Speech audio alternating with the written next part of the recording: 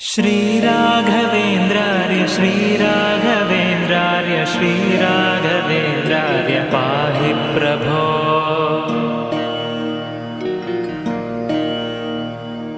अज्ञाननाशाय विज्ञानपूर्णाय सुज्ञानदात्रे नमस्ते गुरो।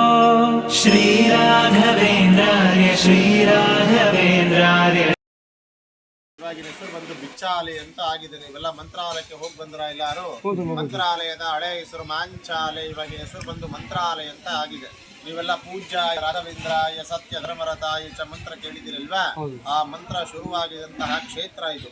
ಆ ಮಂತ್ರ ಬರೆದಿದಂತಹ ಮಹಾನುಭಾವರೇ ಅಪರ್ಣಾಚಾರ್ಯವರು. ಅವರ ಹುಟ್ಟಿದಂತಹ ಊರು ಅಪರ್ಣಾಚಾರ್ಯವರು ಬಂದು ರಾಘವೇಂದ್ರ ಸ್ವಾಮಿಗಳವರ ಶಿಷ್ಯರಿವರು.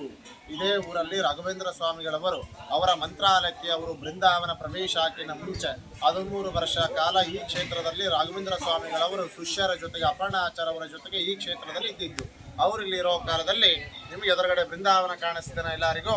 ಇದೇ ಕಟ್ಟೆ ಮೇಲೆ ಸಾಕ್ಷಾತ್ ಶ್ರೀ ರಾಘವೇಂದ್ರ ಸ್ವಾಮಿಗಳವರ ಬಂದಲ್ಲ ಎರಡಲ್ಲ 13 ವರ್ಷ ಕಾಲ ರಾಯರು ಇಲ್ಲಿ ಜಪ ತಪ ಅನುಷ್ಠಾನ ಹೋಮ ಮತ್ತೆ ಹವನಗಳ ಮಾಡಿದಂತಹ ಸ್ಥಳ ಇದು. ರಾಯರು ತಪಸ್ಸು ಮಾಡ್ತಿರುವಂತಹ ಕಟ್ಟೆ ಇದು. Place of meditation place. Raghavendra ಸ್ವಾಮಿಗಳವರಿಗೆ ಪ್ರತಿನಿತ್ಯನೂ ಅವರು ಇಲ್ಲಿ ಊಟ ಮಾಡುವ ಅಂದರೆ ಭೋಜನ ಮಾಡುವ ಸಮಯದಲ್ಲಿ ಅವರಿಗೆ ತುಂಬ ಇಷ್ಟವಾದ ಪದಾರ್ಥ ಬಂದು ಕಡ್ಲಿ ಬೇಳೆ ಚಟ್ನಿ ಮತ್ತು ಮಸ್ತಿ ಕಡುಬು ಅಂತ ಬರುತ್ತೆ. ಮಸ್ತಿ ಕಡುಬು ಅಂದರೆ ನೀವು ಹಬ್ಬದಲ್ಲಿ ಗಣೇಶ ಚತುರ್ಥಿ ಬಂದಾಗ ದೇವರ ನೈವೇದ್ಯಕ್ಕೆ ಅಂತ ಹೇಳಿ ಊರಣದ ಕಡುಬು ಅಂತ ಮಾಡ್ತೀರಿ. ಅದು ರಾಯರಿಗೆ ತುಂಬ ಇಷ್ಟ. ಅಪರ್ಣಾಚಾರ್ಯವರು ಅವರು ಯೂಸ್ ಮಾಡಿದಂತಹ 500 years ಬ್ಯಾಕ್ ಗ್ರೈಂಡಿಂಗ್ ಸ್ಟೋನ್, ರಾಯರಿಗೆ ಬಳಸ್ತಿರುವಂತಹ ವರಳ ಕಲ್ಲು ರುಬ್ಬಗುಂಡು ಇವಾಗೂ ಇದೆ. ನೀವೆಲ್ಲ ಮೆಟ್ಲು ಹಿಡಿದು ಬಂದ್ರಲ್ವಾ, ಅದು ಪಕ್ಕದಲ್ಲಿ ಬರ್ತದೆ. ಹೋಗ್ತಾ ನೋಡ್ಕೊಂಡು ಹೋಗಿ. ರಾಘವೇಂದ್ರ ಸ್ವಾಮಿಗಳವರು ಈ ಕ್ಷೇತ್ರದಲ್ಲಿ ಇರಬೇಕಾದ್ರೆ ಅವರು ಸರಸ್ವತಿ ದೇವಿ ಸ್ವಪ್ನ ಪ್ರಕಾರ ಅಪರ್ಣಾಚಾರ್ಯಗೆ ಗೊತ್ತಾಗ್ಲಾರ್ದ ಅವರು ಮಂತ್ರಾಲಯಕ್ಕೆ ಬೃಂದಾವನ ಪ್ರವೇಶ ಆಗ್ಲಿಕ್ಕಂತ ಹೋಗ್ಬಿಡ್ತಾರೆ. ಅಪರ್ಣಾಚಾರ್ಯವರಿಗೆ ಈ ವಿಷಯ ತಿಳಿದ ಮೇಲೆ ಹೇಗೋ ಒಂದು ಮಾಡಿ ರಾಘವೇಂದ್ರ ಸ್ವಾಮಿಗಳವರ ಬೃಂದಾವನವನ್ನು ನಿಲ್ಲಿಸಬೇಕು ಅಂತ ಬಹುಶಃ ನೀವೆಲ್ಲ TVs ಅಲ್ಲಿ ನೋಡಿರ್ಬೋದು. ಅವರಿಗೆ ಬಿಚ್ಚಾಲಿಯಿಂದ ಮಂತ್ರಾಲಯಕ್ಕೆ ಹೋಗ್ಬೇಕಾದ್ರೆ ಅವರಿಗೆ ನದಿ ಅಡ್ಡಿ ಬಂದಾಗ ಇಂಥ ಮಡಿ ವಸ್ತ್ರವನ್ನು ನದಿಯಲ್ಲಿ ಹಾಕಿ ರಾಘವೇಂದ್ರ ಸ್ವಾಮಿಗಳವನ್ನ ಪ್ರಾರ್ಥನೆ ಮಾಡಿಕೊಂಡು ಶ್ರೀಪೂರ್ಣ ಬೌದ್ಧ ಗುರುತೀರ್ಥ ಭಯೋದ್ವಿಪಾರ ಪೂಜ್ಯಾಯ ರಾಘವೇಂದ್ರ ಅಂತ ರಾಯರ ಹೆಸರ ಮೇಲೆ ಅವಾಗಿಂದ ಅವಾಗೆ ಆ ದುಃಖದಲ್ಲಿ ಮಂತ್ರ ಹೇಳಿಕೊಂಡು ಕಣ್ಣೀರು ಹಾಕೊಂಡು ನದಿಯಲ್ಲಿ ಕಾಲಿಡ್ತಾರಷ್ಟೇ. ಆ ನದಿಯಲ್ಲಿ ಕಾಲಿಟ್ಟರೆ ಸಾಕು ಈ ಮಂತ್ರ ಸಿದ್ಧಿ ಅಂತ ಅವರಿಗೆ ಮಂತ್ರಾಲಯ ತನಕ ಈ ನದಿನೇ ದಾರಿ ಕೊಟ್ಟು ಬಿಡ್ತದೆ. ಆ ನದಿ ಇದೇ ತುಂಗಾಭದ್ರಾ ನದಿ.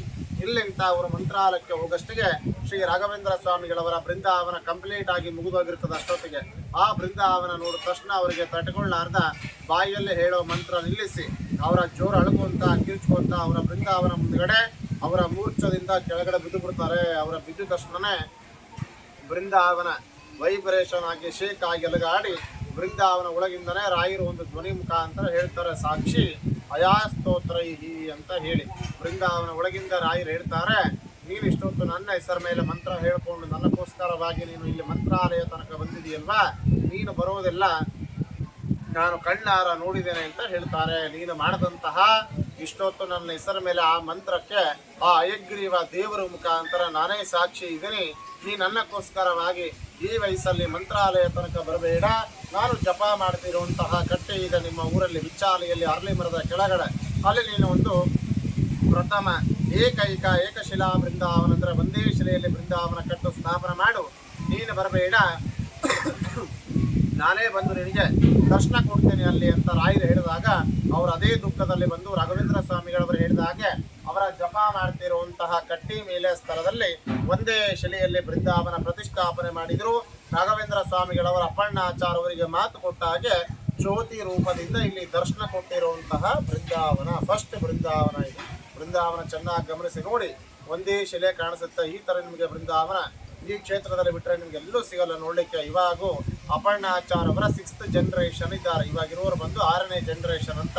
ಅವರಿಲ್ಲಿ ವಿಶೇಷವಾಗಿ ನಾವು ಪ್ರತಿನಿತ್ಯನೂ ಬಂದಂತಹ ಭಕ್ತಾದಿಗಳ ಪರವಾಗಿ, ಬಂದಂತಹ ಡಿವೋಟೀಸ್ ಪರವಾಗಿ, ಮಠದ ಅಭಿವೃದ್ಧಿ ಪರವಾಗಿ ನಾವು ಪ್ರತಿನಿತ್ಯ 1,000 ಇಂತ ಹಿಡಿದು ಮಿನಿಮಮ್ 1,000-2,000 5,000 ಜನಕ್ಕೂ ಮೇಲೇನೂ ಅನ್ನದಾನ ಸೇವೆ ಅಂತ ನಾವು ಇಲ್ಲಿ ಮಾಡಿಸ್ತಾ ಇದ್ದೇವೆ ಫ್ರೀ ಆಗಿ. ಇವಾಗೂ ಅನ್ನದಾನ ನಡೀತಾ ಇದೆ ಮೇಲ್ಗಡೆ. ಯಾರೇ ಪ್ರಸಾದ ಆಗಿಲ್ಲ, ಎಲ್ಲ ರಾಯರ ಪ್ರಸಾದ ಮಾಡ್ಕೊಂಡು ಹೋಗಿ. ಈ ಕ್ಷೇತ್ರದಲ್ಲಿ ಏನು ವಿಶೇಷ ಏನು ಅಂದ್ರೆ ನೀವೇ ಚೆನ್ನಾಗಿ ಗಮನಿಸಿ ನೋಡಿ. ನೀವೆಲ್ಲಿ ನೋಡಿದ್ರು ನಾಗಪ್ಪ ಶಿಲೆಗಳ ಜಗ್ಗಿ ಕಾಣಿಸುತ್ತಾ, ಇದೆಲ್ಲ ನಾಗಲೋಕ ಅಂತ ಕರೆಯೋದು. ಇಲ್ಲಿ ಯಾರಿಗೆ ಮದುವೆ ಆಗಿಲ್ಲ, ಮಕ್ಕಳಾಗಿಲ್ಲ, ಸತ ಸಂತಾನ ನಾಗದೋಷ, ಕಾಲಸರ್ಪದೋಷ, ಕುಜದೋಷ, ಮಂಗಳ ದೋಷ, ರಾಹು ದೋಷ ಪರವಾಗಿ, ಬ್ಲ್ಯಾಕ್ ಮ್ಯಾಜಿಕ್ ಪರವಾಗಿ ನಾವಿಲ್ಲಿ 48 ದಿವಸ ಮಂಡಲ ಪೂಜಾ ಅಂತ ನಡೀತದೆ. ನಾಗಮಂಡಲ, ಗೃಹ ಮಂಡಲ ಪೂಜಾ ಅಂತ ನಡೀತದೆ. ಅದು ರಾಯರ ಮೇಲೆ ಹಾಕಿದ್ದು ವಸ್ತ್ರ, ರಾಯರ ಸಿಗ್ನೇಚರ್ ಫೋಟೋನ ಅದು ಪ್ರಸಾದ ಮುಖಾಂತರ ಕೊಡಲಾಗುತ್ತೆ.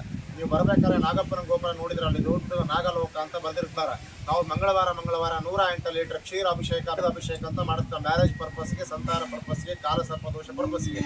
ಇಲ್ಲಿ ನಿಮ್ಗೆ ವೀಕ್ಲಿ ಒನ್ಸ್ ನಿಮಗೆ ಪ್ರತಿ ತಿಂಗಳ ಕೊನೆಯ ಭಾನುವಾರ ಬರುತ್ತಲ್ವಾ, ವೀಕೆಂಡ್ ಸಂಡೇ, ಅವತ್ತಿನ ದಿವಸ ನಿಮ್ಮ ಕುಟುಂಬದ ಆಯುಷ್ಯ, ಆರೋಗ್ಯ, ಮಕ್ಕಳ ಎಜುಕೇಷನ್ ಪರವಾಗಿ, ಮಕ್ಕಳ ಜಾಬ್ ಆಗಲಿ, ಮಕ್ಕಳ ಪ್ರಮೋಷನ್ ಆಗಲಿ, ಮಕ್ಕಳ ವಿದ್ಯಾಬುದ್ಧಿ ಪರವಾಗಿ, ಉದ್ಯೋಗದಲ್ಲಿ, ವ್ಯಾಪಾರದಲ್ಲಿ, ಬಿಸ್ನೆಸ್ ಆಗಲಿ, ಫೈನಾನ್ಸ್ ಆಗಲಿ, ಕೋರ್ಟ್ ಕೇಸ್ ಆಗಲಿ, ಸ್ಕಿನ್ ಡಿಸೀಸ್ ಆಗಲಿ, ಓನ್ ಹೌಸ್ ಆಗಲಿ, ಮನೆಯಲ್ಲಿ, ಸಂಸಾರದಲ್ಲಿ ನಿಮಗೆ ಅದೇ ತರಹ ಈ ತೊಂದರೆ ತಾಪತ್ರಗಳು ಇರಬಾರದು ಅಂತ ನೀವು ರಾಯರ ಹತ್ರ ಚೆನ್ನಾಗಿ 2 ನಿಮಿಷ ಪ್ರೇಯರ್ ಮಾಡಿಕೊಂಡು ಪ್ರಾರ್ಥನೆ ಮಾಡ್ಕೊಂಡು ಹೋಗಿ.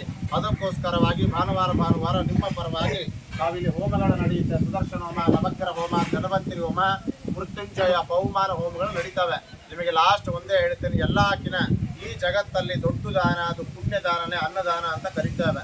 ನಾವು ರಾಯರ ಕ್ಷೇತ್ರದಲ್ಲಿ ಬಂದಾಗ ನಮ್ಮ ಕುಟುಂಬದ ಪರವಾಗಿ ಯಥಾನ ಶಕ್ತಿ ಸಾಮೂಹಿಕವಾಗಿ ಜನರಲ್ ಆಗಿ ಅಭಿಷೇಕ, ಅನ್ನದಾನ ಸೇವೆ ಮಾಡಿಸ್ಬೇಕು ಅಂದರೆ 100, 200, 300, 500 ಕೆಳಗಡೆ ನೀವು ಎಷ್ಟು ಬೇಕಾದರೂ ಕೊಡ್ಬೋದು. ನಾಳೆ ಜನರಲ್ ಆಗಿ ಅನ್ನದಾನಕ್ಕೆ, ಅಭಿಷೇಕಕ್ಕೆ ಬಳಸ್ತಾರೆ. ಇಲ್ಲ ನಾವಿಲ್ಲಿ ಒಂದು ಅನ್ನದಾನ ಸೇವೆನೇ ಮಾಡಿಸ್ಬೇಕು ಅಂತ ನಿಮ್ಮ ಮನಸ್ಸಿಗೆ ಅನಿಸಿದ್ರೆ ಇಲ್ಲಿ 1 ದಿವಸ ಅನ್ನದಾನ ಸೇವೆ ಅಂತ ಹಿಡಿದು ಶಾಶ್ವತವಾಗಿ ಅನ್ನದಾನ ತನಕ ಸೇವೆಗಳಿರುತ್ತೆ. ಯಾರು ಕೊಳ್ಳೇಬೇಕು ಅಂತ ಯಾರಿಗೇನಿಲ್ಲ. ನೀವು ಮೊದಲೇ ಆಗಿ 508 ಕೊಟ್ಟರೆ 1 ಗುರುವಾರ ರಾಯರ ವಾರ ಬರ್ತಲ್ವ, ಇವತ್ತಿನ ದಿವಸ ನಿಮ್ಮ ಕುಟುಂಬದ ಹೆಸರ ಮೇಲೆ ಫುಲ್ ಡೇ ಅನ್ನದಾನ ಸೇವೆ ಆಗುತ್ತೆ. ಅನ್ನದಾನದಲ್ಲಿ ಬೇಡಿಕೆ ಇದ್ರೆ ಹೇಳಿ ಬರ್ಕೊಂಡು 1 ದಿವಸ ಅನ್ನದಾನ ಸೇವೆ ಆಗುತ್ತೆ. 508 ಕೊಟ್ರೆ. ಇಲ್ಲ ಮಕ್ಕಳ ವಿದ್ಯಾಬುದ್ಧಿಗೋಸ್ಕರ ಮಾಡಿಸ್ಬೇಕು ಅಂದ್ರೆ 1008, 1508 ಕೊಟ್ಟರೆ 1 ತಿಂಗಳ ಅನ್ನದಾನ ಸೇವೆ ಆಗಿ ಮಕ್ಕಳ ವಿದ್ಯಾಬುದ್ಧಿಗೋಸ್ಕರ 12 ಹೋಮಗಳಾಗತ್ತೆ.